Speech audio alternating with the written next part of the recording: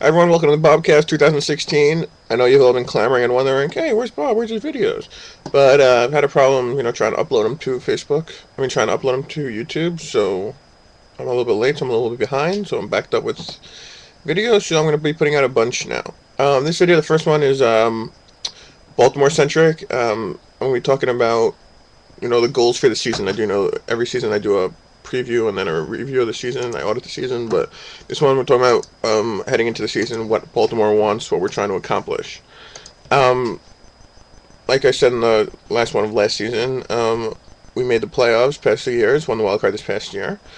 So the goal again, of course, is to compete, actually to win the division, beat Jimmy for the division, and try to win the World Series. That and to be financially solvent is our only goals. I mean, normally that's the only goals I have. I don't care about rebuilding the minor stuff like that. I'm trying to win. I will trade anything and everything in order to win. So those are the goals for the season. Now, more specifically with the team, what do I expect to do? There are guys in free agency. There were kind of doing this retroactively, but there were some really good free agents. I was interested in Gonzalez and Archuleta. Planning to get one if not both of them because we have a lot of money in Baltimore. We've made 20 plus mil every year for the past bunch of seasons. So I figured I'd try and land one of those two guys. If not both of them. Now, in order to do that, I wanted to clear a little bit of money space. So I was looking to move my catcher, and which I ended up accomplishing, Pedro Ahumada. But I'll talk about that more in my transaction video. But goals this season were to beat Jimmy, like I said, and try and win the World Series. It's not an impossible thing. I mean, I think we have a decent shot at it. Our team is just as good, or has been just as good over the past couple seasons as Tampa Bay. I think we had the advantage of them, and I would have beaten them last season if Jeremy, New York, would not have traded him, Hector Noesi, in a terrible deal. Plus, there are guys on our team who are really, starting to develop and come into their own. The main one being, shortstop Harry Murray. Murray, rookie of the year, not rookie of the year, second runner-up, probably, I guess, rookie of the year last season. Hit over 300, 376 on-base percentage. With 16 homers, 84 ERA, and 115 runs scored. So he had a really, really good rookie season. Didn't play that well defensively at shortstop, but, was pretty good. And he's still, his contact's already developed, his gaps developed, his eyes developed, but he hasn't gotten his power there yet. His power's only at 58, and he's 10 rated, so I was hoping that, I'm hoping that over the season he develops his power into a monster, as it could and maybe should be. Also last season we traded for a center fielder in Randall Grichuk. Grichuk was solidly developed. I'm hoping still that he continues developing. He was 75 contact, 88 gap, 89 power. He was a 9-10-10 hitter. He hasn't developed since coming over, and also, more importantly, he hasn't hit since coming over, which is obviously a problem. Hit overall 230 last season, and was terrible for him. He hit like 210, and again hit 133 in the playoffs, so that wasn't much better. But he is only 24, so I'm hoping that he continues developing. He's an important piece for me, and I really need him to do well. I have another young guy, Brandon Webb, just turned 26, or is turning 26. He's solidly developed. I hope he develop more. He is a 9.77 and 10.6 outfielder, but coming off a horrible season. He ended up hitting 247, which, amazingly enough, he had to hit like 300 the last few months of the season in order to do that. Let you know how bad he was. The early half of the year, he was under the Mendoza line, under 200 for a large portion of the season. So I need him to do better, and also Donovan Tate, my 25-year-old right fielder, the first trade I made in this league. And I sent Mark Reynolds to San Diego. I got him back as like a 19-year-old, and he was a 9.99. Now he's a 7.99, 10.4, but he hasn't really moved. So those hitters, I need them to do something to get better. If I want my team to get better, pitching-wise, well, the first thing I gotta say, pitching-wise, is the one thing I was praying for over the flip. The main thing was that Roy Halladay didn't retire. I traded for Roy Halladay last preseason or last off season, and he has been a monster for me. One season he pitched. He was 19-13 with a 3.11 ERA, but he pitched 275 innings at 36 starts. He's a horse. Again, just a huge year from Halladay. He's second in the league in innings, first in complete games, first in shutouts. He pitched 12 complete games, one of every 3 of his starts. He went the distance. He has 38 and in his walk year, but I'm glad he decided to come back and he resigned, but I'm glad he decided to resign and then to come back to pitch another year. I don't know if this will be his last season, but I already feel like I got getting 2 seasons out of him. That's perfect. At least it's better than it's better than 1, obviously. So he's great to have him back. My ace, Rob Ward. A little bit disappointing of a season. 17-11, 3.27 ERA. WHIPO's 1.01.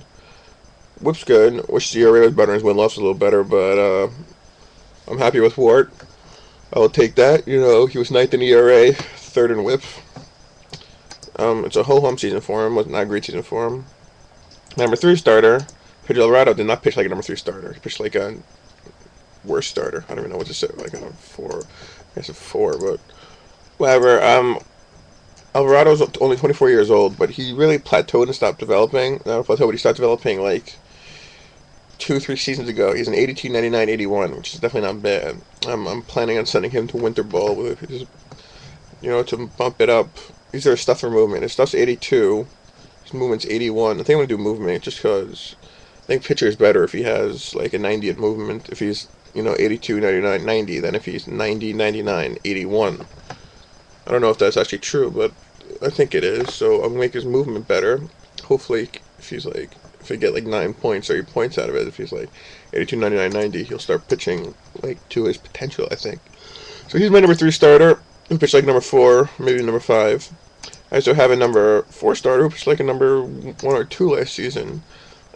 Zach Britton, finally. I mean, we're only since 2011, so 11, 12, 13, 14, 15, 16. We're in the 6th season of the league. Finally pitched to his potential. Of course, he didn't do that over the whole season because he was out for much of the season. He was 14-4 with a 3.04 last season. 14-4 with a 3.04 in 25 starts, which is pretty good. Which is actually really good. Which is great. So he's my number 4 going into this season. So having him as a 4 is pretty goddamn good. I don't know, most teams can't throw a 4 like that at them. So my top 4 is good. And remember, I traded for Jordan Zimmerman last season to be my 5. Pitched like at 500 last season, but I only asked for my number 5 starter to pitch at 500. So he's my number 5 starter. I think that's a really, really good rotation. I mean, besides Halladay, everyone's like 29 or younger.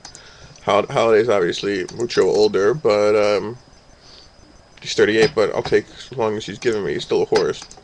My pen was bad this past season.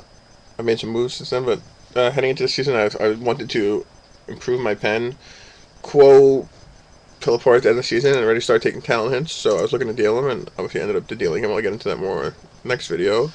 But Madison pitched okay, but the pen overall, I mean, Brian Madison coming back from injury, he had a season ender, and to tell you how terrible he was pitching, I didn't even bother knocking it down to 6 weeks or whatever, because he just wasn't pitching well. I mean, Madison has been my biggest disappointment, even more than Babe Ruth, since taking over the team. He was supposed to be my ace. He was a 10.99 at one point pitching spec. He's 36-49 with 48 saves and a 5.02 career ERA, which is horrible. He just isn't good. And yet I keep his 8 endurance. I mean, I keep not good as a starter, not good as a closer. I don't know what to do with him, and yet I know the second I deal him, he's going to start pitching really, really well. So that's annoying. So just like in conclusion, I like my team for this season. Also, our payroll isn't that high, and we have all our picks. Like a lot of teams, you look at their roster and go, "Oh, it's a pretty good roster," but they mortgage their future. They dealt their 2017 first. They've dealt their 2018 picks. I have my picks going forward. I have my 2017 first. I have all my picks 2017. I have all my picks 2018. I don't like trading picks before that season starts, at least. So I'll probably deal 2017 first during the season, but not before, because I don't know anyone else, but I once traded a pick before the season started and ended up with the worst team in the league, the first overall pick. Something really hard to accomplish, and yet I managed to do it. So I kind of like the team. I don't know who I'm going to be lefty rightying. I have a good idea of my winner balls, but I'm going to be right there competing for the division and competing with the AL Central teams for the wild card again.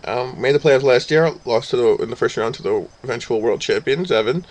But hoping to actually go all the way this year, win the World Series. But definitely, we don't make the playoffs. The season's a complete failure. So thanks for watching, everyone, and I'll be back with many, many more videos as long as this loads. Okay, peace. Bye.